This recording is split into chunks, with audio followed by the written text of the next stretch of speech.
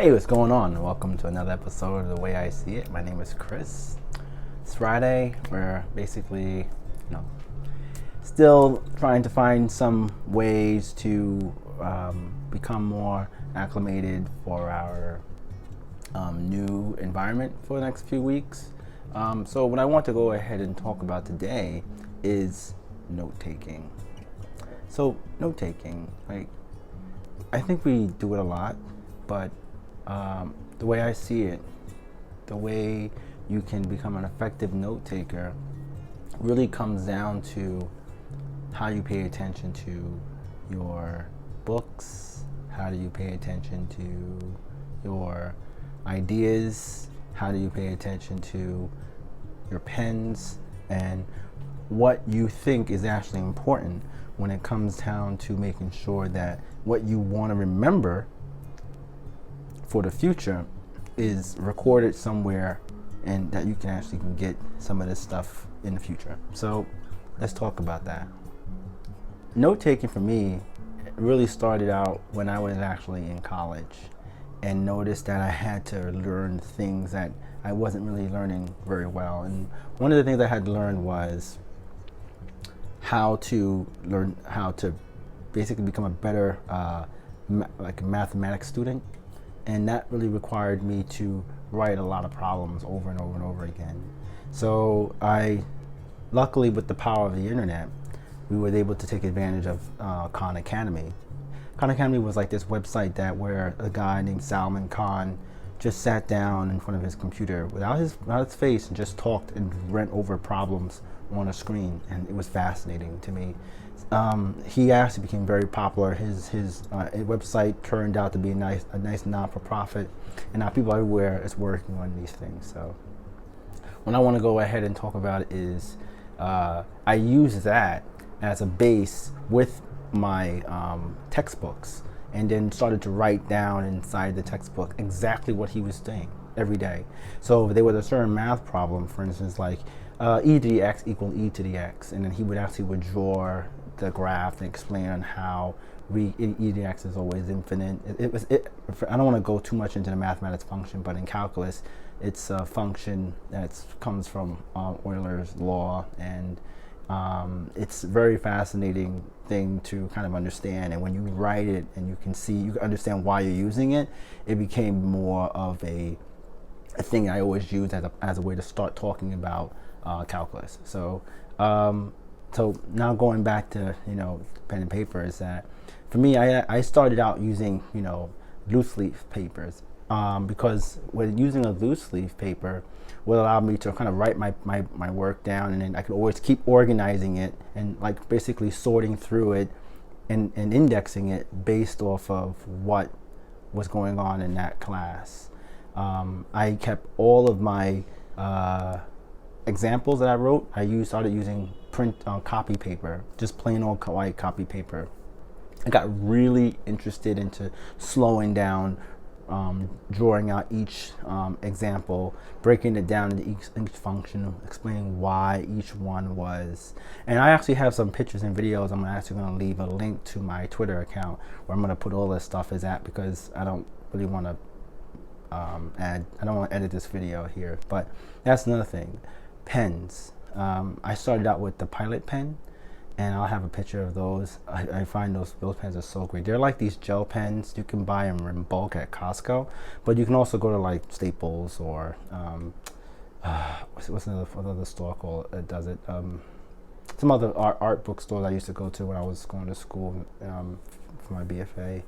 I actually spent a lot of time just drawing these things in different colors and just getting really focused on what I was actually doing. One thing about note-taking is that you don't want to be distracted too much.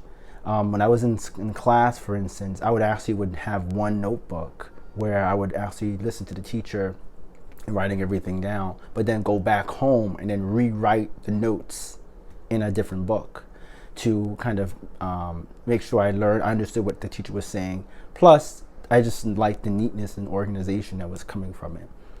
So I definitely will, I think that you using a notes for, learning anything or starting your business, you really want to do that. If you're interested in, let's say, you want to build a website for a blog for your own, like, you're a photographer, or you're a gardener and you have a garden, you want to start actually learning on what you want on your site. You can go to one of the top sites out there that you like, that is based on gardening, for instance, and write down why you like those things. What don't you like? What do you think that you could do without help? What you can do without help? And you can put these things in different sections until you actually have a table of contents ultimately that you can use to continue to write out your book. And your book is something that you use all the time to, when it's time to come up with questions. I would take this book and I would go to people who are actually experts in these fields and ask them these questions and try to get them to explain it. Now, this is like probably overkill for some people. Some people are just looking to just get work done and get things done, but that's fine.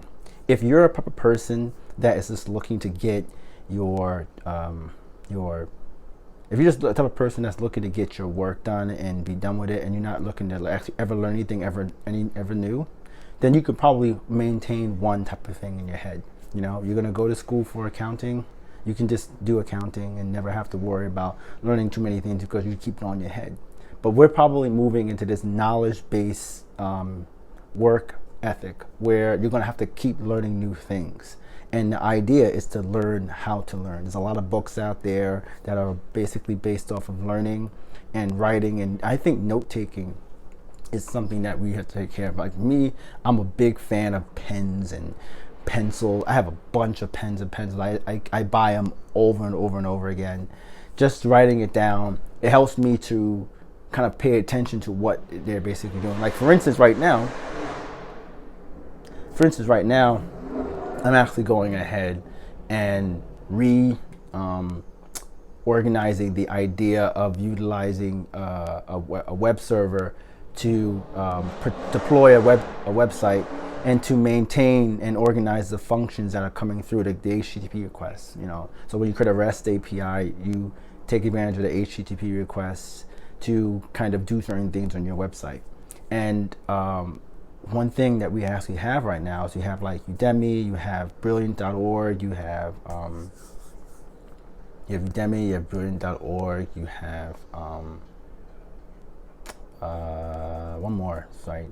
Well, you also have YouTube and stuff like that where people are constantly going ahead and providing information. And I abstract that information into something that's actually easy for me to understand and to build like a new like commandment, for instance, a commandment of what I'm supposed to be looking at. So for instance, like understanding like how each request is handled, the new frameworks I'm using, how do they handle them, the links to those where I could find that information. All that information should be on a page. And that's what I'm going to bring on to the next thing is if you move to digital, you could take advantage of Evernote and Google Docs because you can scan these things in with your phone now, or you have a scanner. I have a scanner that I just scan everything else in, and I will basically utilize Evernote because Evernote actually understands your notes. Understands your handwriting, can detect it, and you can search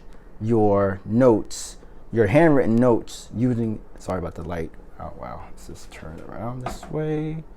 Wow, that is really bright. I can't even see you guys. Let's just back up here. Okay. All right. So, okay, yeah. So note taking. I want you guys to understand that note taking is something that you're gonna have to really pay attention to.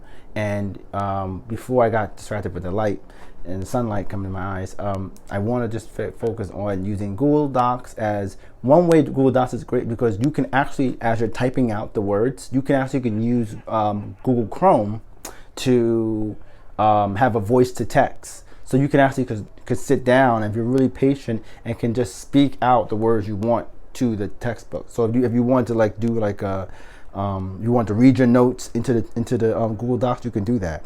Plus, Google has this thing where you can create links or search for things using the Google API to find different answers that you're looking for. So for instance, sometimes I wanted to link a article from somewhere, and I can actually search for that article, and it'll return the results right there in a little drop down menu, and then you can use that as a way to pin it to your notes. And the thing about it is that I feel like when you keep these good notes, when you're actually diligent at doing the notes taking with this routine, that you end up maintaining the things that you wanted to know. I can actually go back, for example, to my math textbooks and my math notes, and can like help people relearn something in calculus, for instance, because I don't have to maintain all that in my head. I think that we tend to think we have to maintain everything in our head, because when we were growing up, especially people post 2000, maybe in 2010 probably, didn't use the internet like they used to use it today. So we used to have to take a test. You'll be like, clear your desks. You're going to take an exam. No cheating. That's cheating, but it's not cheating. The thing about it is that you only can maintain so much in your head. The teachers at the time were only able to understand if you understood the work, if you didn't have anything that would like disrupt or taint their the way they measured your class. So they would give you like words to read, words to remember, and then you would have to write the words over and over and over again. And then when you have a test, they'll have you read they'll say the name of the words, like they'll say bubble, quinoa, cereal, and then you have to actually write the name of you actually have to write how you spelt the word. That'll be our spelling test. Our math test would be the similar thing. But right now, we have all the information online. So now we have to learn how to take that information and bring it down into something that we can understand and we can use. Because it's like what you're doing is that you create an API between your notes and the notes that are online. I repeat that. Like, you take your notes and you create an API between your notes and the notes that's online. This way, if whenever you have to go back to that, if you click on the links should still work. If the links don't work, you would need to kind of create a new link to put that to it. And like, this is something that you can do when you're trying to master a subject. Mastering a subject is just taking your work and just doing it over and over and over and over again, and keeping track of when you do something right, where you do something wrong, when you want to learn something new.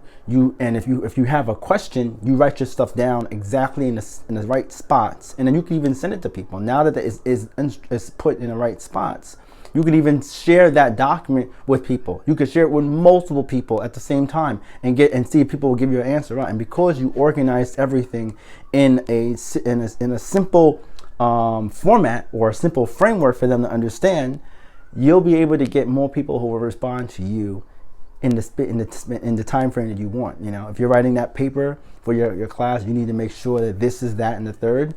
It's all written down in a way that they can click and look at the links and make sense out of what you're trying to say, rather than people trying to have to continue to keep figuring out what you're saying. I think that's the stress levels. My framework is designed to bring your stress levels down for you and your reader, so that way that they can learn a little bit better. Right now, I'm building out a framework right now, taking my notes and the things I've learned on my journey and trying to create an API to talk about it to you. And I'm learning how to do it every single day. I use the screen, I check my camera, I check the lighting. I try to do this under 10 minutes. This video is over almost 15 minutes, and I use one app, InShot, to edit everything. I try not to edit too much. I feel like if you're interested in the title, then you would listen to it more. If you're not, then I apologize for wasting your time.